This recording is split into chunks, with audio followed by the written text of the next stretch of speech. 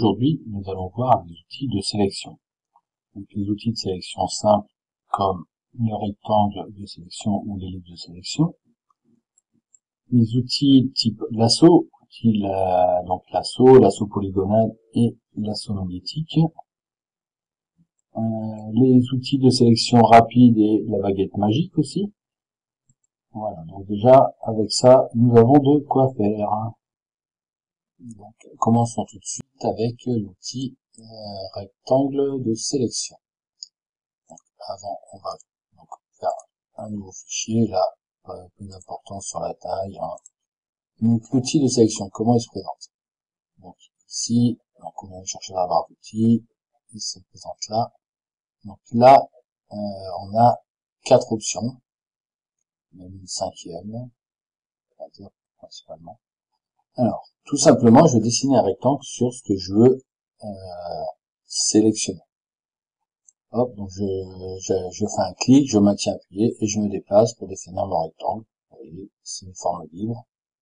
Je peux l'avoir comme je veux. Hop, et ça me fait une sélection. Donc après, de là, je peux créer un nouveau calque et le remplir, par exemple, d'une couleur.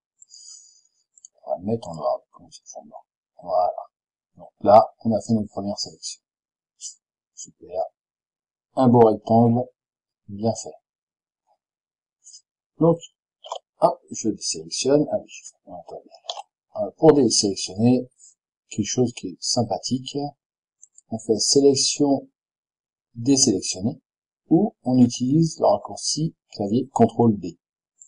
Donc, je vous le refais au raccourci CTRL-D, et je réalise ma sélection. Voilà, donc ça c'est une première sélection rectangle. Donc, je vous ai parlé des 4 options ici. Donc, je vais m'attarder un petit peu pour vous expliquer comment elles fonctionnent. La première, donc la plus à gauche, c'est à chaque fois que je fais une sélection, ça va me faire une nouvelle sélection. Donc j'en fais une première, j'en fais une deuxième, la première disparaît, et ainsi de suite. Ok. Ensuite, la deuxième option ici, je mets un survol, ajouter à la sélection. C'est-à-dire que ça va garder ma première sélection et ça va m'ajouter une sélection à celle-ci. Donc, soit je peux faire, vous voyez, des sélections qui ne se touchent pas, comme je peux en faire des sélections qui sont jointes. Hop, voilà. Donc, on va tous les sélectionner. Et encore une fois, donc je répète, hop, une première, une deuxième, et à partir de là, je peux faire ce que je veux de ma sélection. Donc, je les sélectionne pour aller sur la suivante.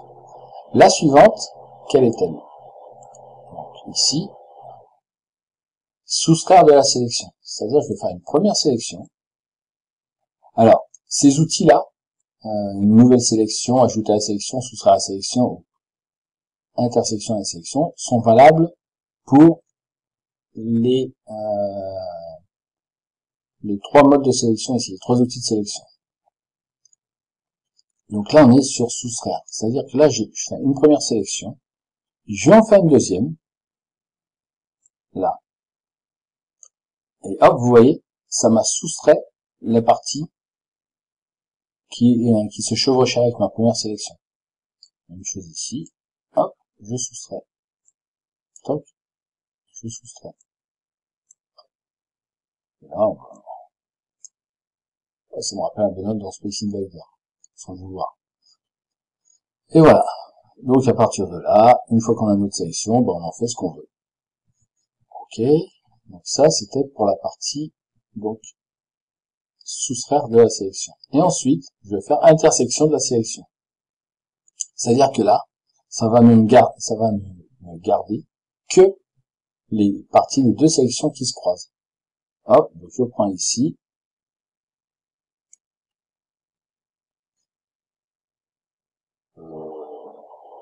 Ah mais non, j'ai oublié de cliquer dessus. Excusez-moi. Donc je me remets ici. Hop, et là, normalement, si je prends ça, on va dire que ça doit ne prendre que le carré d'intersection. Vous voyez, là, ça va bien garder mon intersection. Je refais un peu plus grand. Là, ça ne garde bien que l'intersection des deux. Si je voulais garder que cette partie-là. Voilà. Voilà. Donc là, on a vu, donc pour le carré, le rectangle de sélection, on a vu le mode nouvelle sélection. Donc je refais. Donc ça manquait une nouvelle. Le mode ajouter une sélection. Ajouter à la sélection plutôt. Le mode soustraire à la sélection. Donc là, ici, je soustrais. Et vous voyez mon icône. Alors là, j'ai juste une petite croix toute simple. Là, quand je suis en ajout, j'ai une croix avec un petit plus en bas à droite. Là, ici, quand je suis en mode soustraction, j'ai ma petite croix avec le chiffre moins en bas à droite. Et donc, pour l'intersection, j'ai quoi? J'ai un X. Et voilà. Voilà pour cette partie, donc, de la sélection, donc un rectangle de sélection. Autre option qu'on peut faire, si on veut tracer un carré, enfin une sélection carrée, on appuie, et avec la touche majuscule, je viens dessiner mon rectangle. Sauf que là, ce coup-ci, ça me fait un carré parfait, par rapport à la largeur, hauteur équivalent. Voilà. Donc bien sûr, ça marche avec tout, hein. Encore une fois.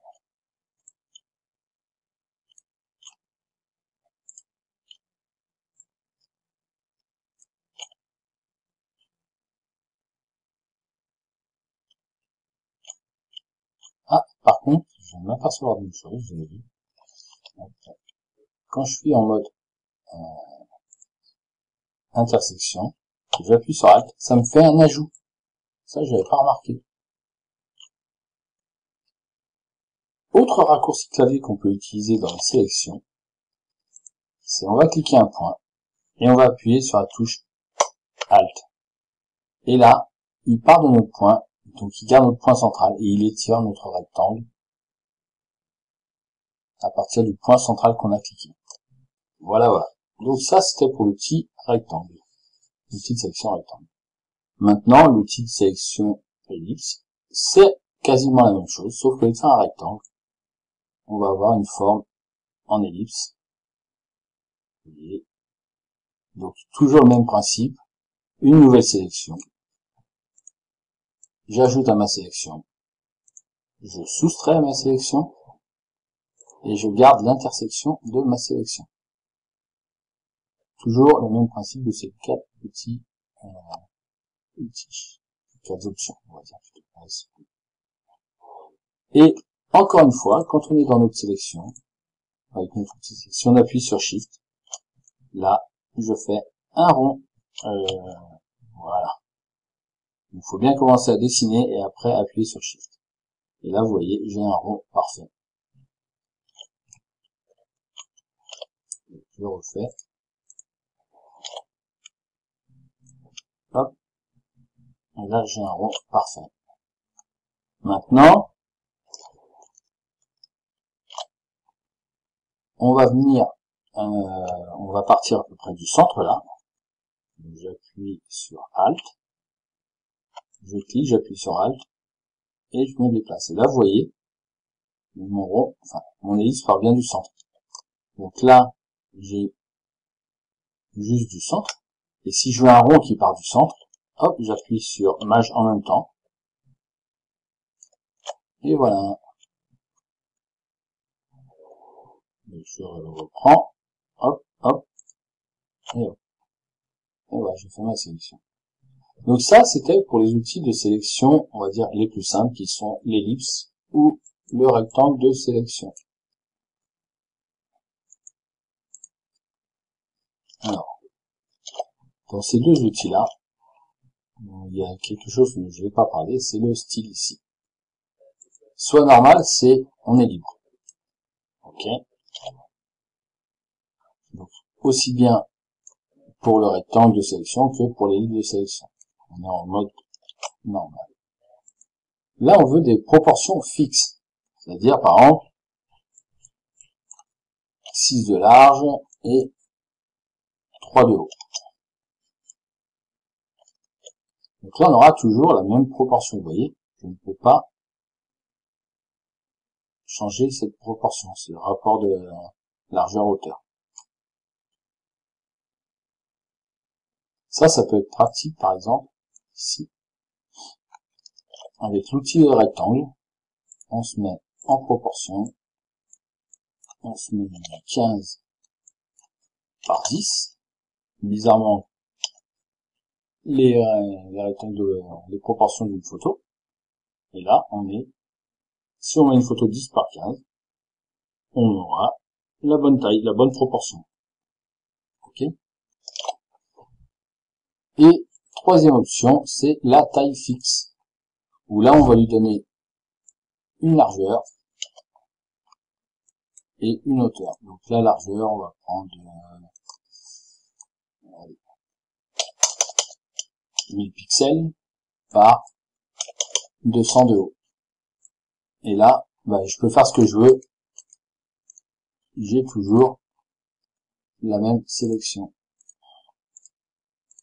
N'importe où je vais me placer, j'aurai toujours un rectangle de de 1000 par 200 pixels. Alors là, c'est des pixels.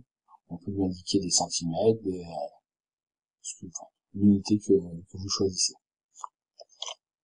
Voilà pour cette première partie.